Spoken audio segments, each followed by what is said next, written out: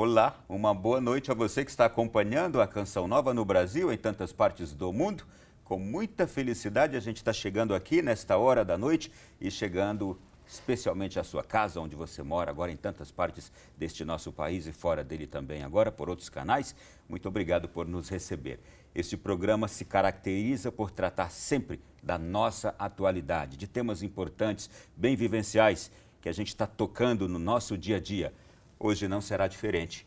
O tema do nosso programa de hoje é transtornos psicológicos, como a fé pode ajudar. Síndrome do pânico, transtorno de ansiedade, vamos tocar também no tema da depressão, mas vamos hoje de modo muito particular. E imagino que tantos de nós conhecemos pessoas que sofrem esses transtornos psicológicos, muitas vezes não os compreende e muitas vezes até os confunde também. A gente hoje vai conversar com um especialista, um estudioso do assunto e que, não por acaso, é um sacerdote. Vamos ter o prazer de conhecê-lo. E eu já começo fazendo a seguinte apresentação. Este sacerdote, ele é tenente-coronel, capelão do Corpo de Bombeiros Militar do Distrito Federal, bacharel em Administração de Empresas pela Universidade de Brasília, em Teologia pelo Seminário Maria, Mãe do Verbo Encarnado, San Rafael, na Argentina, formado em Programação Neurolinguística pelo Instituto Ânima, no DF, coach pelo Instituto Internacional de Coaching, formação em mediação judicial pelo Tribunal de Justiça do Distrito Federal e Territórios. Imagine o vasto currículo dele. Atualmente cursando pós-graduação em Terapia Familiar e Psicanálise, palestrante no Encontro Internacional de Capelães, ocorrido em Miami, nos Estados Unidos, em 2014, sobre o tema Fé, o que ganho com a fé. Organizador e palestrante no Fórum de Prevenção de Suicídio no Distrito Federal, ocorrido nos anos de 2016 e 2017, e ainda fez o curso sobre exorcismo e oração de libertação no Vaticano. Muito bem. O nosso tema recebe, portanto, hoje aqui nesta noite, Padre Fernando Rebouças. É um prazer recebê-lo, Padre, tudo bem? Tudo bem, graças a Deus. Prazer grande estar aqui novamente. E sempre a Canção Nova com esses temas tão importantes, tão atuais. O senhor não tem tanta idade. Como é que conseguiu estudar tudo isso aqui? A gente precisa constantemente, né, no sacerdócio, estar se reciclando e, sobretudo, no mundo de hoje, que é um mundo que apresenta para todos nós tantos desafios, né, na medida em que a gente pega tanta gente com todo tipo de doenças, desde doenças físicas, né, até doenças psicológicas. Então, é muito importante que a gente possa ter um verniz em outras ciências para fazer que seja um encaminhamento, né? Então, por exemplo, a gente vai ver pessoas que estão com câncer cuja raiz é a falta de perdão, né? Então, eu trato a falta de perdão, mas ao mesmo tempo a gente tem que alertar que a pessoa que está com câncer, ela tem que se preocupar com todo um conjunto. Eu tenho que ver como é que está o sono dessa pessoa, né? Tem que ver se ela tem uma condição de saúde, no geral, boa, porque às vezes existem questões como, por exemplo, falta de exercício físico. Lógico que se ela está com câncer, né, o médico vai liberar, né? Então tem todo um conjunto, alimentação, tem muito câncer entrando pela boca hoje em dia. O que leva um capelão militar a enxergar além somente da espiritualidade? O senhor está enxergando o corpo humano como um todo. Mas eu acho que é uma obrigação nossa, todos nós profissionais de saúde integral, vamos chamar assim, né? Porque eu cuido do espírito, né? O psicólogo vai cuidar da mente, o médico vai cuidar do corpo. Mas hoje em dia o conceito moderno de saúde é holístico, né? A gente não gosta muito dessa palavra porque às vezes se confunde com o holismo do esoterismo, mas é o termo adequado. Então, quando a gente fala de saúde, a gente tem que estar considerando espírito, mente e corpo, porque as pesquisas científicas modernas já confirmam a importância da espiritualidade. E eu até acrescento aqui que recentemente o Papa Francisco deu um presente à igreja, que foi tornar doutora Santa Hildegarda de Bingen, uma alemã que trabalhava com o holismo. Exatamente, e tem um trabalho musical belíssimo, né? Sim. Santa Hildegarda, é uma coisa fantástica. Vamos lá, Padre Fernando Rebouças. Em sua monografia, o senhor escreveu A Relevância do Serviço de Assistência Religiosa no Corpo de Bombeiros Militar do DF. O senhor afirma que a espiritualidade, fé, pode ajudar o homem a ser mais virtuoso, evitar doenças, enfrentá-las, curar-se, além de permitir uma melhor qualidade de vida. O senhor mostra ainda com dados científicos que no mundo atual há uma integração entre dois campos que andaram separados por um bom tempo, ciência e fé. E o senhor tem trabalhado bastante nessa área. O senhor tem frequentado ambiente acadêmico, universitário, o senhor tem frequentado o ambiente científico, com médicos, o senhor tem trabalhado com juízes, com advogados. Como foi que o senhor descobriu também este caminho? Olha, na realidade, quando me formei em administração, né, quando eu estava saindo da universidade, já havia todo um movimento, né, de reengenharia humana, que depois foi até rebatizado, mas já se começava a falar de espiritualização de patrões e empregados, né? Uma coisa bem esotérica, se a gente considerar, né, os nossos cânones católicos, né? Hoje em dia, às vezes, esse negócio de pegar em cristal e trabalhar a aromaterapia, o povo já acha que é espiritualização. Lógico que isso vai ter um efeito psicológico, né, mas o espiritual é outra coisa. Né? Então, e aí eu tive contato com uma obra muito interessante, Megatrends 2010, de uma, vamos chamar de futuróloga de mercado americana, Patricia Aburdeen, né, que escreveu Mega Tendências 2000 junto com John Naisbitt. E nesse livro que ela lançou no ano de 2006, ela fala de 7 mega tendências para o primeiro decênio do século XXI. E a que veio para ficar, a mais importante dessas 7 que ela identificou foi justamente a espiritualidade, ou seja, a espiritualização de patrões e de empregados, dizendo que as empresas que não se espiritualizarem vão ficar para trás, porque é a onda mais forte que veio para ficar. Né? E aí eu fiquei, lógico, muito feliz, né?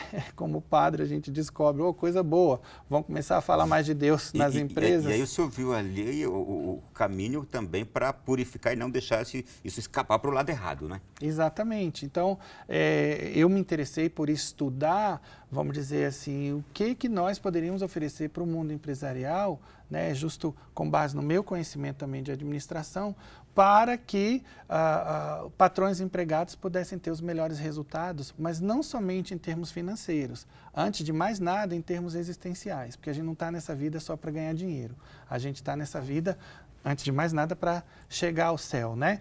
Então, aí eu vi essa pesquisa da Patricia Aburdeen, muito interessante. Ela cita vários casos de universidades nos Estados Unidos que já estão colocando nos seus currículos matérias de espiritualidade, cursos que têm sido ministrados nas grandes empresas. Por exemplo, ela cita o exemplo da Amex, que deu para o board de direção um curso sobre perdão e viu o lucro aumentar só por conta dos efeitos desse curso sobre perdão, né? Então, já começa a ser mensurado os efeitos de uma espiritualização nas empresas. E qual não foi a minha agradabilíssima surpresa ao saber que aqui no Brasil a gente tinha já várias experiências em andamento, né, que foram muito bem reportadas pela revista Exame. No ano de 2002 saiu uma reportagem falando sobre Deus nas empresas e de várias empresas que estavam trabalhando de acordo com diversos cânones religiosos, né? Então, tinha empresas que estavam trabalhando mais dentro da filosofia judia, outras da filosofia islâmica, outras do budismo e outras do catolicismo. E me chamou... Não seria paradoxal, no mundo em que a gente percebe hoje uma secularização tremenda, e, ao mesmo tempo, essa volta ao sagrado, essa busca pelo religioso e justamente pelo caminho empresarial, pelo mundo corporativo? Olha, é o tal negócio. O mundo corporativo vai pensar sempre no lucro, né? E é feito de pessoas. Sem lucro, E é feito de pessoas. E ele percebe que suas pessoas estão fragilizadas. Seria isso? Exato. Eu vejo também por esse lado, na medida em que a gente assiste a um grau de adoecimento maior do ser humano, né, tanto físico quanto emocional, as empresas estão se preocupando em criar um ambiente de trabalho que favoreça a qualidade de vida. Aliás, QVT é um assunto importante no mundo empresarial, qualidade de vida no trabalho, né? Então, já há tempo se fala disso, isso não seria uma novidade em si. O que sim é uma novidade é a busca dos, vamos chamar de gurus, entre aspas, espirituais, né? Então, tem uma empresa interessante aqui no Brasil, a Anjo, que aparece nessa reportagem da revista Exame, né, da área de solventes e tintas, cuja sede fica em Santa Catarina, não é? Cujo dono, Albertino Colombo, começou uma experiência fantástica a partir da doutrina social da Igreja Católica, que ele usa como modelo de gestão. Olha que beleza. Então ele contratou para a diretora de recursos humanos uma teóloga, não é? Ele tem canto gregoriano em todos os ambientes da empresa, os funcionários de tempos em tempos podem sair para rezar, ele não faz nenhuma reunião de negócio sem invocar o Espírito Santo, a empresa dele tem uma espécie de grêmio, né, que, enfim, junto com a empresa ajudam as pessoas que não têm casa a realizar o sonho da casa própria, quem não tem estudo a ter estudo, enfim, toda uma série de compromissos que normalmente a gente não vê quando a empresa é muito secularizada, né? E aí o lucro dele foi de 17, digamos, 0,5 milhões, mais ou menos isso, para 40 milhões de reais, imagina, em 2 anos, mais do que o dobro. Então, já está provado, né, que quando as empresas começam a se preocupar com o espiritual, o lucro aumenta, né? Além do moral dos empregados, né? Da qualidade de vida deles. Então, vale a pena, sim, investir em espiritualidade. Em sua monografia, o senhor ainda afirma que a espiritualidade tem atraído a atenção de médicos, psicólogos e educadores, além dos administradores. O senhor tem também transitado nesse meio aqui com médicos, com psicólogos, com educadores, né? Inclusive, recentemente eu fiz um curso, né, sobre medicina germânica, né, para melhorar um pouco o meu verniz nessa área. Eu fiquei impressionadíssimo. E o que é isso? Explique, por favor. Pois é, a medicina germânica nasce com o Dr. Hammer, que é um alemão, que era teólogo, inclusive, né? E ele mostra que muitos processos de adoecimento nascem de conflitos psicológicos, são traumas, por assim dizer, né? Questões que, de alguma maneira, ultrapassam o nosso controle, são avassaladoras, são fortes e que vão gerar a doença como resposta, só que como uma resposta de adaptação biológica. Então, o Dr. Hammer não enxerga a doença como algo ruim, senão que é uma tentativa do organismo de resolver esse conflito e esse problema. É toda uma teoria bem complexa que não caberia explicar aqui, mas o que eu posso dizer... Ou um alerta do organismo de que algo não está bem, que você precisa cuidar. Sempre, né? Doenças têm sintomas e são as dores que vão dizer que determinado órgão não está funcionando bem, e aí a gente vai ao médico e a partir, por exemplo, da cárie, né, eu descubro que não estou escovando bem os dentes, que estou comendo muito açúcar. Então, o objetivo da doença, né, segundo os planos de Deus, é a saúde no final das contas, né? O adoecimento vem quando a gente negligencia a saúde. Então, isso é interessante também colocar para as pessoas aqui, porque as próprias doenças psiquiátricas também, elas muitas vezes vão ser frutos de negligências, né? Da espiritualidade, até às vezes da falta de uma educação emocional que a gente não vê nas escolas, nas universidades, infelizmente. E as famílias estão incapazes de dá-la. Exato. Então, por isso eu vejo que nós na igreja podemos ajudar, porque a gente tem acesso àquilo que é superior, que é o Espírito. Então, na medida em que a gente vê esse casamento perfeito entre o psicológico e o espiritual e uma fronteira às vezes difícil de ser delimitada, então acho que cabe a gente estudar também, né? Sem querer meter os pés pelas mãos. Os estudos que eu faço é no sentido de ter mais condições como padre de ajudar as pessoas. Não que, né, quando eu detecto, por exemplo, algum problema psicológico, alguma pessoa que vai se atender comigo, né, tem questões menores que a gente consegue atender, tem outras que não. Né? A gente sabe que não tem que dar diagnóstico, o que a gente faz é o quê? Encaminhar para os profissionais que podem ajudar. Padre Fernando, quais são os transtornos psicológicos que mais assolam a nossa sociedade de hoje, entrando a fundo já nesse tema do programa de hoje? Se você me permitir, ainda com relação à pergunta anterior, né, na minha pesquisa eu pude constatar que quanto mais fé as pessoas têm, né, e aí eu estou falando de fé genérica, não estou falando de religiosidade, de religião formal, rituais, cultos, não, fé, né?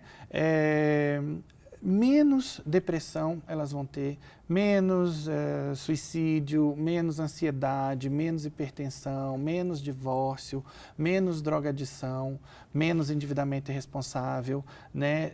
As pessoas religiosas que têm fé têm mais qualidade de vida, tendem a ser melhores profissionais. Imagina, nós no catolicismo aprendemos a ver Cristo no outro, né? Se Jesus fala que nem um copo d'água vai ficar sem recompensa, então aí a gente tem uma motivação, né, para tratar bem as pessoas, para atender bem as pessoas, que outros não têm. Não que a gente vá ser simplesmente interesseiro, né? Porque o amor deve ser gratuito, mas que isso aí ajuda a engolir sapos, inclusive, com certeza, né? Então, é isso. Hoje em dia a gente tem... virtuosos. Exato. A gente não tem só a linha do Dr. Hammer, tem, por exemplo, a medicina funcional já trabalha muito isso, né? É uma medicina que considera o ser humano na sua íntegra, né? Mas uma coisa que é muito clara, está escancarada, é esse efeito justamente da fé, quanto é benéfica na vida das pessoas. E isso é constatado, olha, constantemente em pesquisas científicas que são divulgadas. A pessoa religiosa, ela é muito mais feliz e muito mais saudável. Então, realmente é constatado isso. E veja, por exemplo, o câncer, né? Às vezes você vai ter uma pessoa que vai estar se tratando de um câncer que até normalmente tem uma taxa de cura muito boa, né?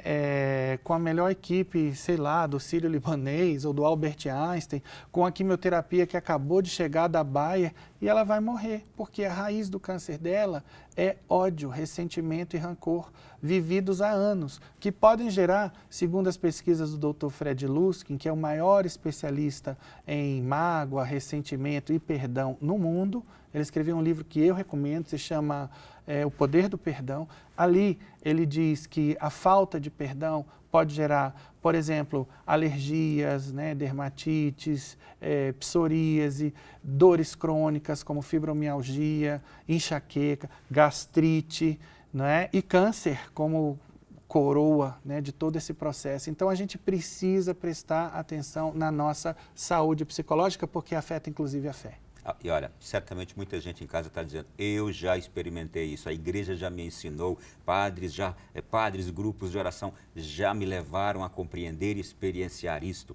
Com certeza muita gente está dizendo isso em casa. Padre, o nosso primeiro bloco se foi, a gente já tratou de tantas coisas. Olha, já tratamos de um programa inteiro em 17 minutos. Vamos ao intervalo brevíssimo, voltamos já, porque tem muito mais ainda no Além da Notícia de hoje que você pode participar. Olha o telefone aparecendo aí, DDD 61 991 64 4304. Quer comentar? Quer sugerir alguma coisa? Quer perguntar? O padre está aqui à sua disposição. Já no segundo bloco a gente vai aprofundar outras questões ainda. Até já.